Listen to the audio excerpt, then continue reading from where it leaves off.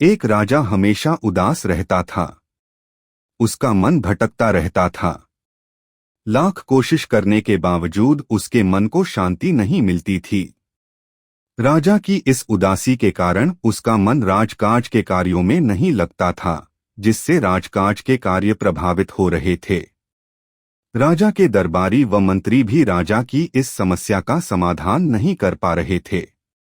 एक बार उसके नगर में एक भिक्षु आया। भिक्षु के ज्ञानपूर्वक उपदेश से राजा बहुत प्रभावित हुआ। उसने भिक्षु से पूछा, मैं राजा हूँ, मेरे पास सब कुछ है, किंतु फिर भी मेरे मन में शांति नहीं है। मुझे क्या करना चाहिए?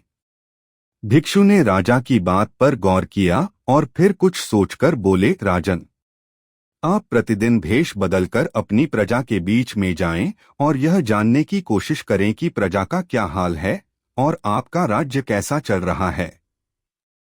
राजा ने भिक्षु की बात मानी और प्रतिदिन भेष बदलकर प्रजा के बीच जाने लगा। प्रजा के बीच जाने से राजा को बहुत हैरानी वाली बातें पता लगा।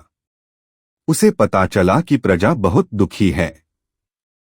उसके राजकाज के कार्यों में कम दिलचस्पी लेने की वजह से राज्य के अधिकारी लापरवाह और रिश्वतखोर हो गए हैं।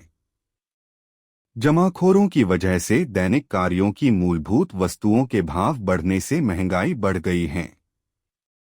खिन पानी की समस्या थी तो कहीं स्वास्थ्य सुविधाओं का अभाव था। धनी लोग तथा राजा के रिश्वतखोर अधिकारी मिलीभगत से राज्य की संपदा लूट रहे थे। गरीब व्यक्ति और गरीब होता जा रहा था। प्रजा में राजा के प्रति आक्रोश बढ़ता जा रहा था। किसी भी वक्त प्रजा राजा के खिलाफ विद्रोह कर सकती थी। यह सब जानकार राजा तुरंत सब कुछ भूलकर राजकाज के कार्यों में जुट गया। रिश्वतखोर अधिकारियों को गिरफ्तार कर जेल में डाल दिया। जमाखोरों के गोदामों पर छापे मारकर सारा माल जब्त किया गया। राजा ने खुला दरबार लगाकर प्रत्यक्ष रूप से प्रजा की समस्याएं सुननी शुरू कर दी और जितनी जल्दी हो सकता था उन समस्याएं सुननी शुरू कर दी और जितनी जल्दी हो सकता था उन समस्याओं का समाधान करने लगा।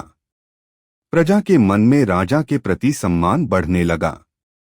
कुछ दिनों बाद भिक्षु राजा से मिला और पूछा, राजन, आपको कुछ शांति प्राप्त हुई? राजा बोला, मुझे पूर्ण रूप से शांति तो नहीं मिली, किंतु जब से मैंने अपनी प्रजा के दुखों के बारे में जाना है, मैं उनके दुख निवारण में लगा हूँ। इससे मेरे मन को थोड़ी थोड़ी शांति मिल रही है। तब भिक्षु ने समझाया, राजन, आपने शांति के मार्ग को खोज लिया है। बस उस पर आगे बढ़ते जाएं। एक राजा तभी प्रसन्न रह सकता है जब उसकी प्रजा सुखी हो। कथा का सारा यह है कि देश के शासकों को आम जनता के दुख तकलीफों के बारे में गहराई से जानना चाहिए और उनका निवारण करना चाहिए। अगर आम जनता सुखी होगी तो देश के शासक भी सच्चा सुख अनुभव कर सकेंगे और देश तरक्की की राह पर चलेगा।